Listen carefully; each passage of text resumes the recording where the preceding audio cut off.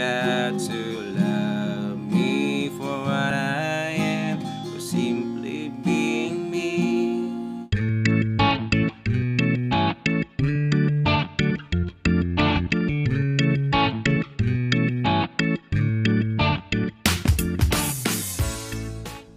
Hello guys, welcome sa ating bagong video tutorial. Ang tuturo natin sa inyo ngayon ay yung strumming version ng Love Me For What I Am ng Carpenters. Okay? So ito guys yung madaling strumming version. So kung gusto nyo guys matutunan nyo yung plucking version ito, puntahan nyo lang sa isang video natin. Okay?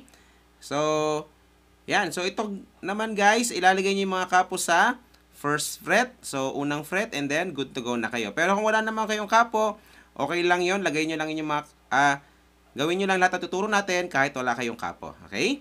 So, kung gusto naman guys makita yung full chords ito na may kasamang lyrics, check nyo lang yung ating website, yung askchords.com, andyan sa pin comment natin sa baba. Okay? So, yan. So, paparinig ko muna sa inyo guys yung kanyang verse para may idea kayo kung natuturo natin, ha? So, doon yung manda sa may, we fell in love on the first night that we met. Okay? So, yung banda, no? So, paano yon? So, yung mga chords natin, guys, para sa verse ay F. Yan. So, medyo mahaba yan siya, guys, no? Pero 5 chords lang yan kabuuan. Lahat-lahat, no? Pinaulit-ulit lang natin para mas madali nyo malaman yung strumming niya, no? So, F. So, yung F, guys, ay bar chords yan siya. Pero para hindi na kayo mahirapan at masaktan, ay yung shortcut na lang na F. Yan. So, ito lang, second string at saka first string, ipitin nyo. Tapos, ilagay nyo ito sa third string, ilagay nyo ito sa fourth string. Okay? Tapos, F uli. So, dinoble natin yung ibang mga chords yan para mas madali nyo malaman yung bagsakan ng strumming, ha? Tapos, G. G, 3 daliri lang. So, first string, fifth string, sixth string. Pwede rin namang 4 na daliri. Pwede rin naman, no? So, ganyan. Tapos, pupunta uli kayong G. And then, E minor. Yan. So, fourth string, fifth string ito.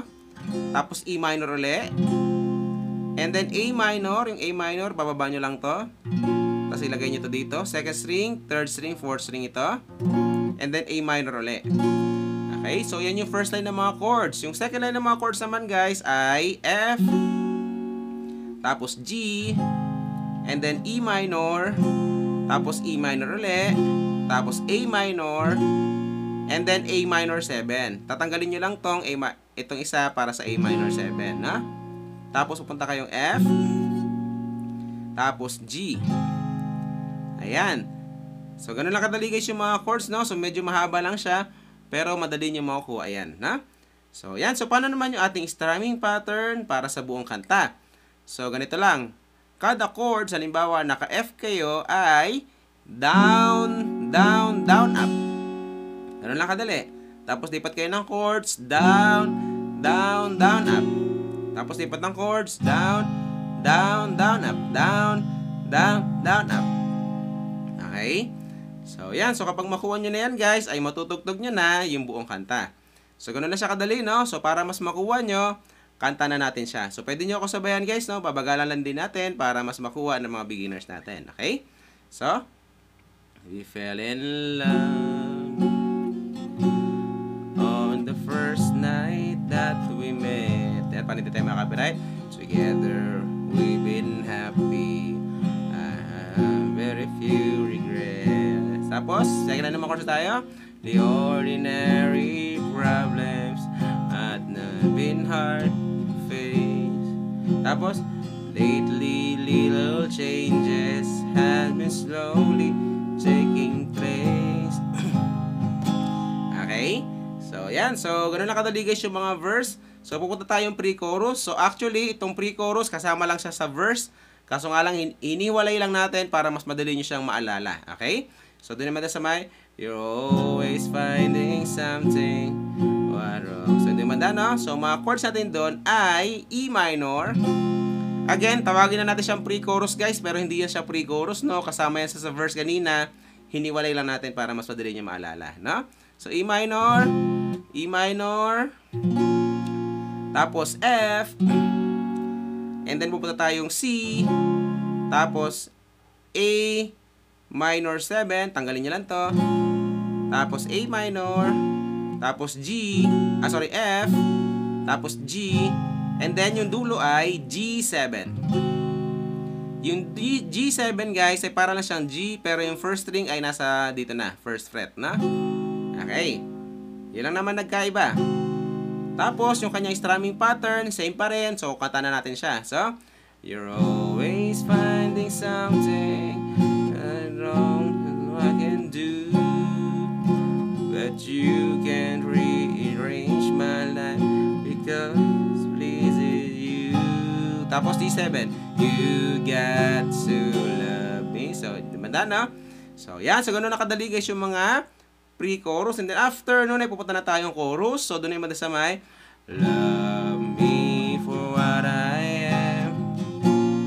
So, dimanda na. So, paano yon? So, yung mga chords na natin guys, para sa chorus ay C. So, first tayo ng mga chords muna tayo guys. Yung una lang yan na mga part yung mag-iiba. So, C at saka G. And then, the rest dyan ay yung A minor ulit, tapos D minor ulit, tapos G, and then G7. Yan, parehong-pareho yan sila sa first line ng mga chords at saka second line ng mga chords, na? Tapos, yung second line ng mga chords naman, guys, ay E minor,